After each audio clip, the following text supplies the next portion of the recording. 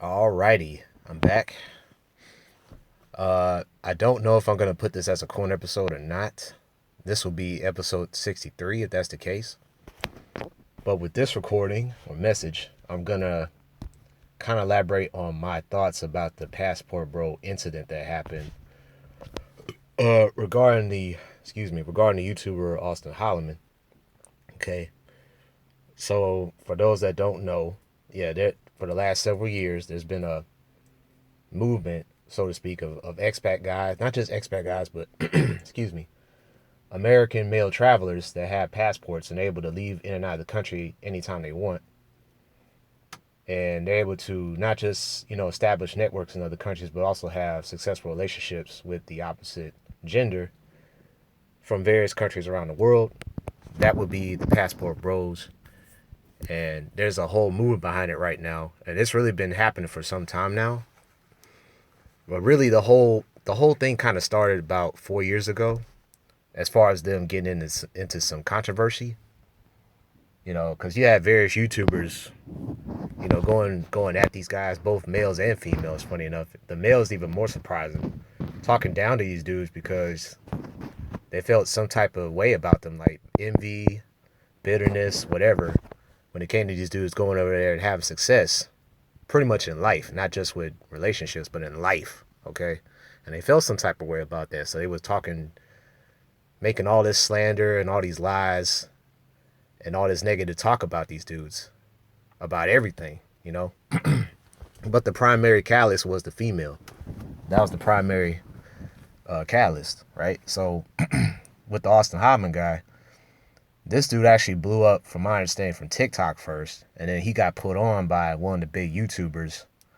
I won't mention his name, but he got put on by one of the big YouTubers, and that's how his channel eventually started growing on YouTube. So it was a combination of the TikTok videos as well as getting put on by one of the big wigs in the manosphere. And next thing you know, he had a massive channel following. Okay. Then he jumped on all these various networks in the manosphere. I guess he tried to reason with these folks on why he was doing what he was doing when he didn't have to do none of that. Like, that was kind of unnecessary because we already know what their standing is. For those that are in SYSBM and Passport Bro, we already know what the opposition feels about them. Okay, those groups in particular. So he goes from there. Then he starts doing the travel videos, mainly the vlogs. And then next thing you know, I think one time he was asking his audience, his co-audience, whether or not he should continue the vlogs or start doing interviews. So he kind of put a voting poll, and I think most people wanted the interviews because they wanted to see the women. They wanted to see how hot these girls were that he was talking to, right? So he does that, but then I think this is where he finally started messing up. He put too much of his business out there on social media in general. Plus he's showing his face. Plus he's showing his real name. Okay, so he's putting a lot of his personal stuff out there, even with him trying to be this travel vlogger slash, in his words, social media influencer. Okay, he actually said that in one of his live streams, which kind of surprised me. I was like, why are you saying that? Some guys had aspirations to travel before you, right? You just happen to be fortunate enough with the money and now the influence with the founder you got off TikTok as well as the manosphere to do what you're doing. I hope he realizes that. Like, he didn't influence anything, at least not from me. And personally, I've already been to Brazil already. Okay, I've been there years ago, so I kind of know what the landscape is like in Brazil as it is. Okay, but anyway, he says all that, and so he listened to his fans. I think you could say that was another mistake that he made. He listened to his fan base, trying to please them instead of doing what he wants to do, right? And the fans, they have to like it. Whether they like it or not, he's doing what he wants to do. It's his channel. It's his life. But he listens to the fans and he does the interviews. And then he's posting the stuff on Twitter. And you know how crazy Twitter is, guys, for those that have Twitter accounts. Personally, I have Twitter accounts, but I go by an alter ego on there. So I don't even post my real name or any of my personal information on Twitter. I just go there and be snooping around and just posting and just, you know, just being incognito in there a lot of times, really. Not trying to get into any kind of drama on Twitter because we know how crazy Twitter has gotten over the years. It still is to a certain degree. Whoops, my fault. That was my phone. Let me fix that. Okay. I can edit that out if I want. So yeah. So I think in one of those tweets that he did one time, he said like Brazilian women were easy. Okay. And there were various YouTubers that talked about that, especially the one prominent travel channel, First Master Teacher, although he doesn't like to call himself a passport bro. He kind of is, because he talks about it quite often, and I know he's had people from that movement on his channel various times, like over the years. So whether he likes it or not, he is part of that talk. But anyway, even he had to say, like, as far as Austin putting out that statement, like, you might see it one way, but other people, especially that don't know your way of life, your lifestyle, they saw it something entirely different. And that's where the entire misunderstanding started to avalanche itself. It built up to something bad, if you understand what I'm saying. So that's another problem right there. And then it was just basically how he was moving in the country. Like I remember one live stream he was doing. I think it was with Vibing with Fred, like another YouTuber that he met down there in Bahia, Salvador. And the way those guys was moving was really disturbing, because it's like them dudes was literally trying to go after female after female after female, literally chasing them. Quite literally. Some of them had to like walk fast and get away from them, because it's like they don't know who these guys are. They feel like they're about to get harassed or worse, robbed and stuff, you know? Like, could you imagine some girls, like if you was walking aimlessly, like, could you imagine, actually this did happen to me when I was in Vegas recently. Like I'm just walking, minding my own business. Then you got these girls dressed up, scantily clad, trying to talk about, hey, do you want a picture? And I'm like, no, I'm good. I don't need a picture. Yeah, you look good in that outfit, you know, all butt naked and stuff, but I don't need a picture. Like, the optics would be bad. Like, what do I look like trying to take a picture of you? And then next thing you know, I put it on Facebook or something by accident. Or I have it on my computer and somebody gets on my computer and they actually see me with these girls. It's like, ooh, JJ, what are you doing with these broads here? Huh? See, it's all about perception. The optics, like that wouldn't be a good look on my behalf, so I didn't do it. Okay? So that's basically what happened here and on that live stream. So it wasn't a good look.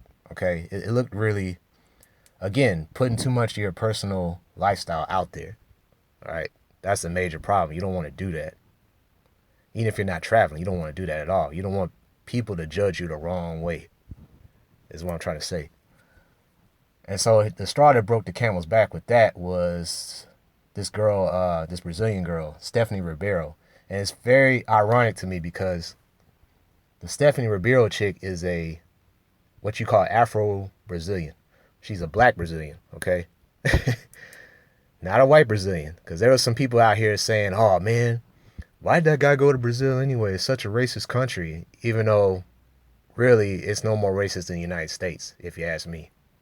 Like, this would have been no different than some crazy black American wrote a hit piece, and they have, about other black men and what they've been doing with various women. Like, we hear about this over and over again, whatever the case is. I don't want to get into that because it's going to drag the video, okay? But the point is, this girl felt some type of way because she saw that he made all these lewd comments. And yeah, you could see the video for yourself if you want. I don't even know if it's still on YouTube or whatever, but he was asking him all these lewd questions about what the females' preferences were in men. And yeah, they were pretty inappropriate. Like, I don't even know why he felt like that was cool, you know, to ask them such things. Like, that's kind of irrelevant because it ain't like you're real serious about dating them anyway. So why do we ask such crazy questions? Okay. But yeah, he wanted to put it out there. Like, the whole point of him doing that was just to show the world, like, yeah, Brazilian women don't think and operate the same way as American girls do. That was his whole reason for doing all that. But like I said, perception and optics. So the girl saw that and she was like, oh no, I got to get this guy. Who does he think he is, right? And so she wrote that whole hit piece, and it got on various websites in Brazil that kind of cater to black people down there. And then I think she saw the tweets on Twitter, and then next thing you know, she just kind of sent it to various people in her country, and then that's when basically all hell broke loose. It got so bad for old buddy that I heard that the American embassy in Salvador had to get involved to figure out what was going on with this guy.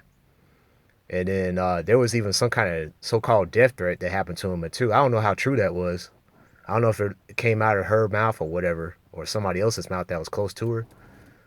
But dude's life was in danger at that point, and so he had to leave the country because, yeah, you didn't want to take the risk of trying to get shot over something stupid that you might have said online. You know, it's still dumb if you think about it, but like I said, it's kind of his own fault because he got caught with his pants down, basically. I'm talking about Austin. He just kind of got caught with his pants down, and he put too much of his personal interests and lifestyle out there for the whole world to see and judge. Okay, that was his biggest mistake to me. Moving way too fast, and he was traveling with a chip on his shoulder. He wasn't trying to truly learn about Brazilian culture, despite studying the language as good as he did. He wasn't truly trying to be involved in the culture like that. It was too focused on girls this, girls that, and all that other stuff. Not trying to diversify the content. So, not surprisingly, he didn't stick around the States very long because now he's back in Thailand, from what I'm hearing and what I'm seeing too. Because he put like some kind of video of him eating insects or whatever. Doggone well, he's not into eating insects. He wants to talk about girls. Well, like I said, the way he went about it was just all wrong. But yeah, it serves as a lesson. Like a lot of different passport channels was chiming in on it. A lot of them. There's a lot of difference of opinion, man. So, shout out to Chris Owens. Like he did a 4-part series about this. Like he really broke it down. He truly, really did break it down as to why that happened to Austin, as well as how the optics look bad for pretty much everybody, from him to the country of Brazil to the United States and the women in both countries. Like there's plenty of blame to go around. Like, so the anti-passport people act like this is a win when it's not a win, because this still doesn't change the fact that you guys are hypocritical and you're willing to do anything to put certain people down. It's not really a win for Brazil in particular, because now they're going to gradually see, because of this incident, it's not going to be as many black Americans going down there for vacation like that. Okay? Hold on a sec. Okay, I'm sorry. I got interrupted. There was a phone call I had to take. But pretty much picking back up to what I was saying, yeah, you're still going to have people that travel into that country in particular for vacation. But there probably won't be as many, like I said, black Americans traveling to Brazil like that. Okay, especially if they got so scared of what happened with Austin, and if they follow him to a certain degree, right? That's probably what's going to be like for the time being. But I mean, it's still a lot of problems in Latin America overall. I have to give some credit to the One Passport channel, Big Truck, because he mentioned this too. Like the way things are in Latin America right now is it's really unstable, man. From what happened with Mexico, with the drug cartels going wild in Sinaloa, what happened in Brazil in particular with their own version of insurrection, with their division in politics, and then you got the protests happening in Peru right now. I've heard a ton of people die in Peru. Holy crap! And then yeah, Argentina, with their inflation problems. Not too long ago, I think their current vice president, who at the time was president, it's a female. She was nearly assassinated. She was lucky that the gun didn't pop off right in her face. So like I said, you got all these different things happening in Latin America. It's like it's so interesting to me too that the passport bros, the majority of them right now, they're hitting up Latin America because right now that's the current hot flavor. Now some of them are still going to Asia too, but it's not as much obviously because it's further away. But right now the hot flavor of the month right now, for the time being is Latin America. But like I said, like as far as the governments and the security there, it's unstable at this point in time, and we're kind of on the verge of World War III with the events happening between Ukraine and Russia, and you got civil wars happening in Ethiopia as well as Armenia and Azerbaijan, and also you're looking at China, even though they got the whole COVID crisis going on, which they're trying to mitigate. They got their eyes set on Taiwan. They may want to take over Taiwan at some point, but they're playing the waiting game right now. It involves with the Ukraine war. So that, like World War III is like brewing. But yeah, here we are arguing about what some random dude is doing on YouTube. Even though he got caught with his pants down. and trying to satisfy his fetishes with Brazilian women, or really I should say black Brazilian women. Because I was talking to Chris Owens like one on one of his videos about the incident. I was saying like it's interesting they picked that spot in particular to do a lot of these interviews, like Bahia, because Bahia, out of all the states in Brazil, happens to have the largest concentration of black people in it. Okay. Now, if I was in his position, I don't think I would have like lived in Salvador per se. Because if I'm not mistaken, Salvador is one of the more crime-ridden cities in that country. Like they have a lot of crime still. If it was me, I probably would have stayed maybe like in the Sao Paulo region, which is a little bit more built up, like the infrastructure is better, or maybe like even southern Brazil, where like I said, like there's more money down there than anywhere else in the country. Because I was mentioning to him about what's that city called, Curitiba, and how clean that place, well, cleaner. I don't think it's completely clean, but cleaner than compared to Salvador. If you just look on Google Earth, like Google Street View, you can kind of tell the difference. So yeah, I mean, if it was me, I don't know if I would have chose Bahia in particular, and I understand that it's the highest concentration of black people in that whole entire country, Bahia. So if you were to compare it to the states, it's more like Georgia, Alabama, Mississippi, Louisiana. If you catch my drift, okay. And like I said, I went down there in the past, so I mean, I was in Sao Paulo mainly, long time ago. But like, yeah, I mean, if I was him, I would have hit up so many other places besides Salvador. And like I said, I would have been so crazy with my fetishes to where I'm chasing every skirt I could find and then putting them all on camera and not paying them. By the way, I don't even think he paid the girls to talk to him. I think that's another mistake. He made so many mistakes. Oh my gosh. Yeah, you got to pay some of the girls off. There's got to be some kind of incentive for them to get on camera. If nothing else, just to make them look, like their eyes on the prize, if you know what I'm saying. But yeah, that's probably what I would have did if I really had to put them on camera like that. But me, I'm trying to move like a ninja. I'm not trying to put myself out there like that for everybody to hate on me and stuff. Because at this stage of the game, that's why it's being passport people know, like, no matter what you do or what decision you make in life, there's always going to be somebody questioning it. Right, wrong, or indifferent. They gotta investigate you like police. Even though you're not a criminal. They're going to treat you like a criminal anyway because of your skin and the fact that you're trying to do things outside the box that they're not accustomed to. And you're not living outside their norms and customs. But they got to question everything that you do. Like police. Like they're going to arrest you for trying to leave America just to have some fun or some personal freedom. Because at the end of the day, that's what this is truly about. The movement. And even SYSBN when he had their issues. Now, I'm going to leave off by saying this. Now, like I said, I've been hearing various people talk all throughout the net about this.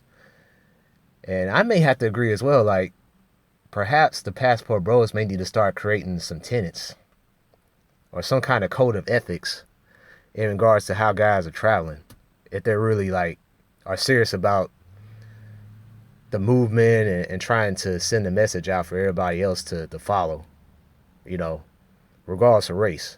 At that too, they may have to create some kind of code of ethics, just like how SYSBM did with the tenants. It's gonna have to be something very similar to that if they don't want something like this to ever happen again. Okay, and it can happen again because these anti-passport people are chomping at the bits to cause more discourse and lies about you guys. So that's just a food for thought. Not only did what's his name say that, Chris, I think Passport Bro Wingman might have suggested it too. There may have to be some kind of tenets or code of ethics for you guys to put down in order to make sure that y'all's group doesn't get compromised in any kind of way. So that may not be a bad idea. Just putting it out there. But anyway, this is JJ Starwind. Those are my thoughts about the incident if I post this. So yeah, I'm out.